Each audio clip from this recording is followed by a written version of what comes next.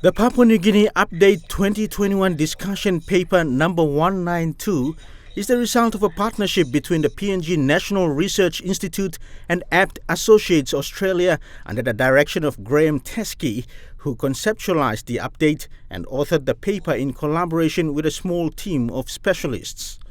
Mr. Teskey and other authors of the paper joined the launching program this morning via Zoom conferencing, analyzing the paper. Registrar of Political Parties and Integrity of Political Parties and Candidates Commission, Dr. Alphonse Gelu, in providing a feedback on the paper, said there is still great need for government service delivery and the extension of governance to the rural areas of the country. Effective governance occurs when a state has the capacity, legitimacy, and authority to deliver public services, regulate the economy, maintain order and the rule of law, collect and use revenue, and act in the public good. The paper addresses the debate over COVID responsiveness from PNG perspective, raising wider questions about the role of governance in national development. It demonstrates that despite certain commentators describing PNG as a failed state, this is absolutely not the case. However, there are certainly areas that require significant improvement. Because one of the key issues that I discussed in my previous life when I was an academic was in looking at legitimacy and the competing sources of legitimacy that we have in Papua New Guinea. When we look at the competing sources of legitimacy, you will find here that it is not only the state. Okay? The state is the one that maintains legitimacy.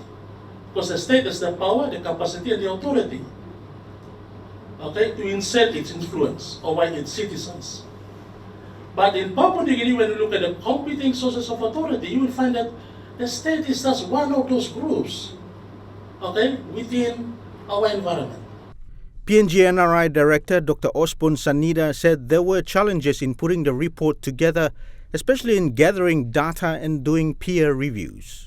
Many times, I think sometimes we are our own, as Papua New Guineans, we are our own worst enemies, in the sense that we keep on talking ourselves down, and so then we continue to have the negative mindset. But this particular report, I think, is telling us that we are not too bad. We are going at a stage of the development that other countries have gone through. So the question, I think, now is how to address the constraints that are impeding our development. An economist by profession, Dr. Sanida said the main factors of economic production like land, labor, capital and technology remain crucial in providing effective governance in the country. When you talk about capacity, it's about delivery. There are factors of production of goods and services, and these are land, labor, capital, technology and the institutions. So these are the things that we need to address. For example, issues about the cost and revenues that different levels of government need to have in order to make capacity work. Dr. Sanida described the report as a game changer for governance research in PNG. The paper is now available for access by interested parties and individuals. Dennis Orere, National EMTV News.